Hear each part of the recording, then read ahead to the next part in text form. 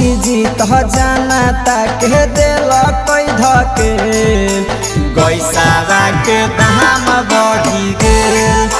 मोदी जी तो जनता के दिल कोई धके गैसावा के दाम बढ़ी गेल।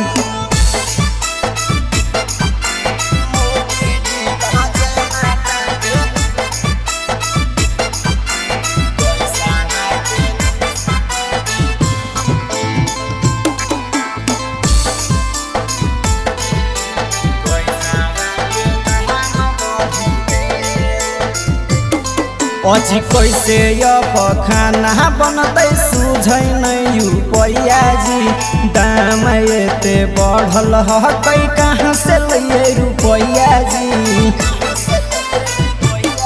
अजी कैसे खाना बनते सूझे नहीं रुपया जी, दाम एते बढ़ल है कहाँ से लिए रुपया जी। अजी नया नया आफत अइले हो गेलै झमेल।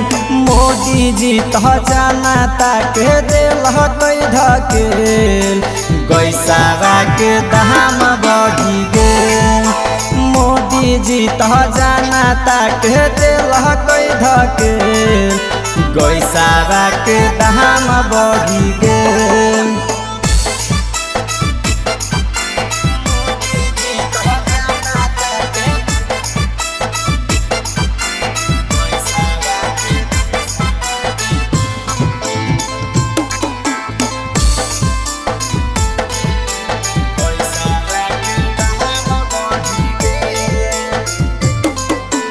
बड़े बड़े भाषण दे है समझ नहीं आबो है, गरीब मजदूरन के खाली सताबो है। बड़े बड़े भाषण दे है समझ नहीं आबो है, गरीब मजदूरन के खाली सताबो है। करे राजनीति और खेल खेल। मोदी जी तो जनता के दिल कोई धकेल गैसावा के दाम बढ़ी गेल। मोदी जी तो जनता के दिल कोई धकेल गैसावा के दाम बढ़ी गेल। देख सकते हैं भाई लोग, इंडिया में गैस की कितना दिक्कत हो गया है, कितना बड़ा लाइन में लगे हुए हैं हम लोग।